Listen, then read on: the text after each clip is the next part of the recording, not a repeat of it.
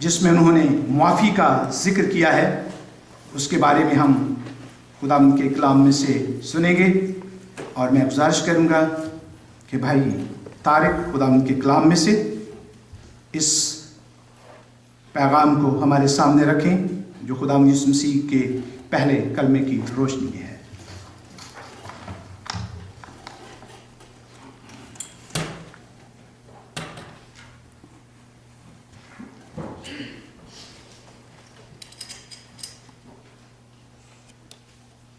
امن میں آپ سب کو میری طرف سے اور میرے خاندان کی طرف سے سلام قبول ہو۔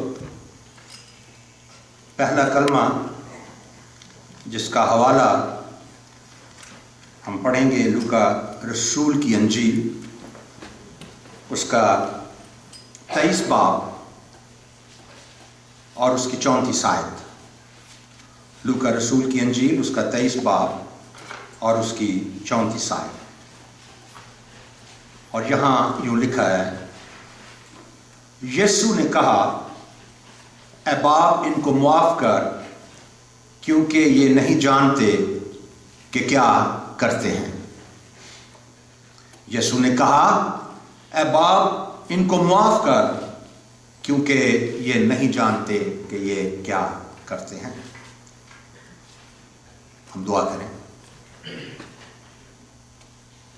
آسمانی باپ، تیرا شکر اس زندگی کے لیے، اور خدا ان پیاری گھڑیوں کے لیے جو تو نے میری زندگی میں دی ہیں، کہ تیرے گھر میں آ کر خدا اپنی گواہی دے سکوں۔ اے باپ، میری زبان کو اور سننے والے کانوں کو مسا کر، اس ماحول کو مسا کر، اور خدا جو باتیں بھی آج ہم سنیں تیرے بندوں سے، وہ دل پر اثر کریں۔ ہماری دعا کو سن، یسوع ناصری کے نام سے، آمین۔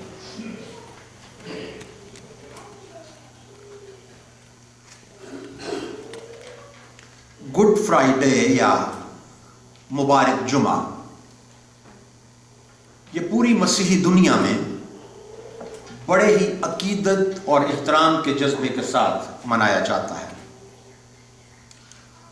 اور اگر ہم اس کو تھوڑا سا پرانے عہد نامے میں سے دیکھیں تو وہاں پر جو فیسٹس آف گاڈ، یعنی کہ جو خدا کی عیدیں ہیں یہودی قوم کے ساتھ، یہ ان میں سے ہمیں نظر آتا ہے۔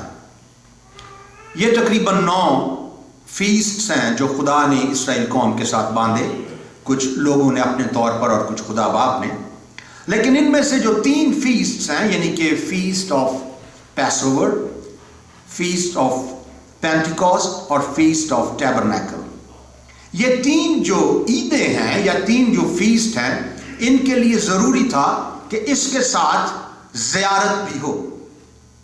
یعنی ان 3 عیدوں پر لازم تھا ان یہودی لوگوں کے لیے جو اس وقت یروشلم کے باہر جہاں بھی تھے کہ وہ آئیں اور آ کے یروشلم میں زیارت کریں۔ یروشلم کی بات کرتے ہیں۔ یروشلم کا پرانا نام ہے reign of peace, position of peace یا فاؤنڈیشن آف پیس۔ یہ جوشوا کی کتاب سے ہمیں یروشلم شہر نظر آتا ہے، لیکن اس سے پہلے اگر ہم دیکھیں تو ہم جانتے ہیں کہ ابراہیم کے ساتھ بھی اسی شہر کو پرانے نام سے یاد کیا گیا ہے۔ میں آج جو نام منتخب کرنا چاہتا ہوں وہ ہے فاؤنڈیشنز آف پیس، یعنی امن کی بنیاد۔ آپ یہ کہہ لیں کہ foundation of peace is equal to Jesus Christ. وہ امن کا شہزادہ ہے اور وہی امن کا سرچشمہ ہے۔ مسیح خداوند کے دور میں شہر یروشلم 48.3 اسکوائر مائلز پر محیط تھا۔ یہ ایک فصیلدار شہر تھا، اس کی دیواریں تھیں اور اس کے اندر جو زندگی موجود تھی اس وقت وہ 25,000 لوگ تھے، جن میں ہیکل کے رکھوالے بھی تھے اور ہیکل کی تمام رسومات کرنے والے بھی تھے۔ ہیرودیس بادشاہ اور اس کے تمام ملازمین، شاید اس کے کچھ باڈی گارڈ اور اس کے گھوڑوں اور اس کے کوک اور پتہ نہیں کیا کیا، ایک بادشاہ کے ساتھ جو کچھ ہوتا ہے۔ اور اس کے ساتھ یہ بھی یاد رکھیں کہ کیونکہ یروشلم اس وقت روم کی حکومت کے قبضے میں تھا، اس لیے وہاں پر पैंतुस पिलातुस जो गवर्नर था उसकी फौज भी थी, और शायद इन दिनों में कुछ फौज ज्यादा कर ली गई, क्योंकि ये एक बहुत बड़ी रस्म थी जो मनाए जाने वाली थी। हमने पाम संडे पे पादरी साहब से सुना कि तकरीबन 2,50,000 कुर्बानियां पाम संडे की गई इस ईद पर, और यह भी सुना गया कि तकरीबन एक कुर्बानी पर 10 बालिग इस्राएली लोगों की मौजूदगी लाजमी थी। तो ये जो तादाद उस वक्त बनी, ये 25 लाख लोग थे जो बाहर से इस दिन यहां मौजूद थे। अगर हम देखें 25 लाख वो और 25,000 ये, और एक चीज और भी याद रखने वाली बड़ी प्यारी है कि बाइबल में जब भी आदमियों की तादाद लिखी गई तो वो मर्दों की तादाद लिखी गई, औरतों बच्चों को उसमें शामिल कम ही किया जाता था।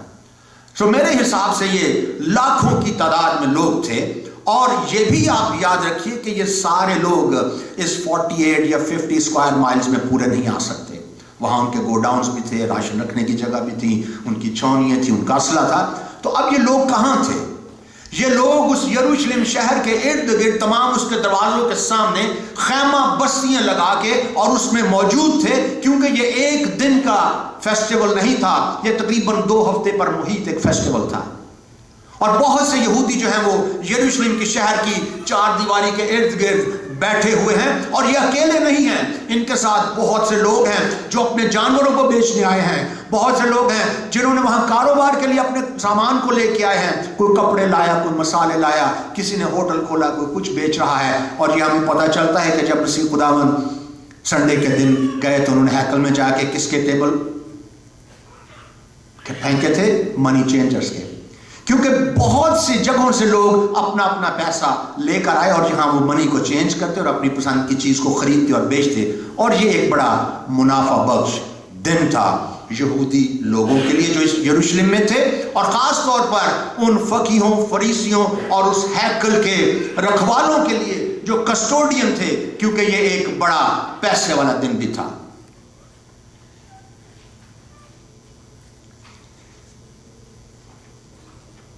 अब मसीह खुदावंद जब यरूशलेम में आए तो एक शाहाना अंदाज में आए। लोग नारे मार रहे हैं, होसाना होसाना, दाऊद इब्ने दाऊद के लिए होशाना के नारे मार रहे हैं। और यहूदी और फकी फरीसी बड़े बेचैन हैं कि ये कौन है जो इतनी शान और शौकत से आ रहा है। और जब उन्हें पता चला कि ये गलील का मसीह है और ये एक नबी बर्पा होके आया, तो उन्होंने देखा कि ये तो सीधा उस हैकल में चला गया, ये तो जाके हमारी शहरत को पड़ गया, इसने तो जाके वो टेबल उलट दिए जो हमारी कमाई का जरिया था। तो उन्होंने उसी दिन फैसला किया कि अब इससे हमें छुटकारा पाना है। संडे से लेकर जुमेरात तक बहुत कम अरसा है, लेकिन इसमें उन्होंने एक मास्टर प्लान बनाया। उन्होंने लोगों को खरीदा, उन्होंने यहूदा इस्करियोती को खरीदा कि तू पैसे लेकर हमारी पहचान करवाना। उन्होंने उन लोगों को खरीदा जो साथ रहेंगे, जो नारे लगाएंगे, इसे मसलूब कर, इसे मसलूब कर।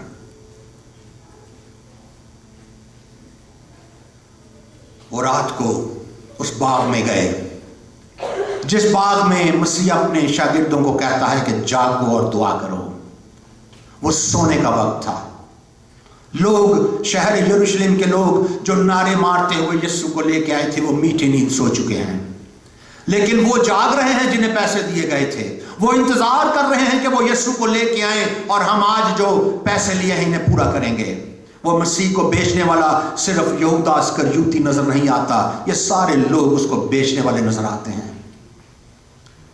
जब वो लेके आए तो पहले हन्ना के घर, कायफा के घर लेके गए। और याद रखिएगा एक बात कि जिस वक्त उन्होंने मसीह को रस्सियों से बांधा, उस वक्त उनके सिपाहियों ने मसीह पर थप्पड़ भी मारे, उसे मुक्के भी मारे, उसे ठोकरें भी मारी, और उसको बुरा भला कहते कहते वो हन्ना कायफा के घर लेकर गए। और जब हन्ना के घर में पहुंचे और जब उससे सवाल हो रहे, तो बाइबल में लिखा है कि एक सिपाही ने आके मसीह के मुंह पर तमाचा मारा, और मसीह ने कहा कि भाई अगर मैंने गलत नहीं कहा तो तूने मुझे क्यों मारा? मार शुरू हो चुकी है।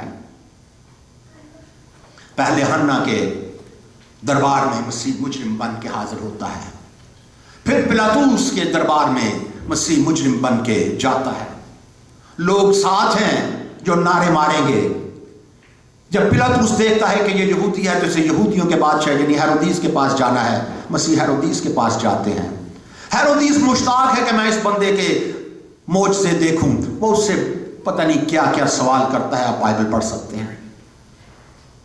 वहां से फिर हेरोदीस से पिलातुस के पास आते हैं और यहां मसीह खुदावंद पर मौत का फतवा दे दिया जाता है। पिलातुस अपने हाथ धो के कहता है कि ले जाओ इसका खून तुम पर और तुम्हारी नस्ल पर।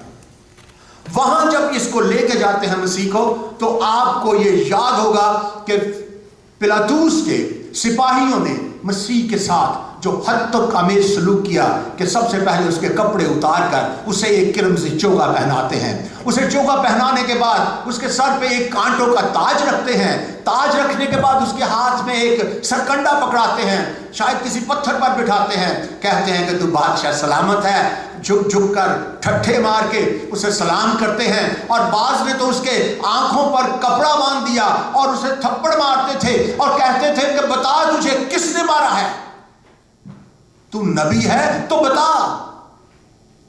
फिर थोड़ी देर के बाद उन्होंने उसको एक पत्थर के साथ बांधा, उन्होंने उसको कोड़े मारे। और अजीजों याद रखना, वो कोड़े जो उस वक्त मसीह को लगे, उसने मसीह के वजूद को छलनी छलनी कर दिया। इसका जिक्र अगर आप सुनना चाहते हैं तो आपको मैं थोड़ी देर के बाद वहां भी लेके जाऊंगा। लेकिन जब मसीह खुदामंद इस कलमे को बोलते हैं कि अब आप इनको मुआफ कर, क्योंकि अब वो कलवरी के ऊपर आ गए हैं। वो जो गोलगथा या स्कल या कैलवरी की जगह है, उसको मसीह को वहां लेके आते हैं। इस सारे जुल्म के बाद, इस तमाम तकलीफ के बाद, मसीह खुदामंद वो जो स्कल का एरिया है, जो पहाड़ी है, वो सतह समंदर से 2007 फीट अबव है, सी लेवल से। और 150 पाउंड तकरीबन वजन है उस कैलवरी का। और मसीह खुदावंद पूरी रात के भूखे और उनको मुसलसल मारा जा रहा है, उनके वजूद में ताकत नहीं है, वो गिर रहे हैं। और वो उस चढ़ाई को चढ़ते चढ़ते चढ़ते चढ़ते उस काल पे पहुंचते हैं। और जब ये वक्त आ गया कि मसीह को सलीब दिया जाए, तो ऐसे याद रखिएगा, मैं सऊदी अरब में रहा हूं, मैंने देखा कि जब किसी इंसान को मारा जाता है, संसार किया जाता है, तो वो क्या बोलता है। और सलीब पर भी जिस आदमी को चढ़ाया जाता था, वो वहां पर 2 तरीके से बात करता होगा। पहली चीज कि मुझे माफ करो, ये मैंने नहीं किया, मैं आपको कसम देता हूं, मैं आपको इब्राहिम की कसम देता हूं, मुझे उतार दो, मैं मासूम हूं, मैंने ये गुनाह नहीं किया। मिन्नतें करता होगा। और जब उसकी मिन्नतों पर कोई ध्यान नहीं देता, तो फिर वो गालियां देता था, थूकता था उनके मुंह पर, जो उसको इर्द गिर्द उसके फिरते थे। रोमी सिपाहियों ने मेरे यीशु के हाथों पर तो कील लगा दिए, उसके हाथ तो उन्होंने बांध दिए, उसके पांव तो उन्होंने कील से जकड़ दिए, लेकिन एक गलती कर गए। और वो ये गलती थी कि वो यीशु के मुंह को बंद ना कर सके। और ये खुला मुंह आज ये पहला कलमा मुआफी बोलता है।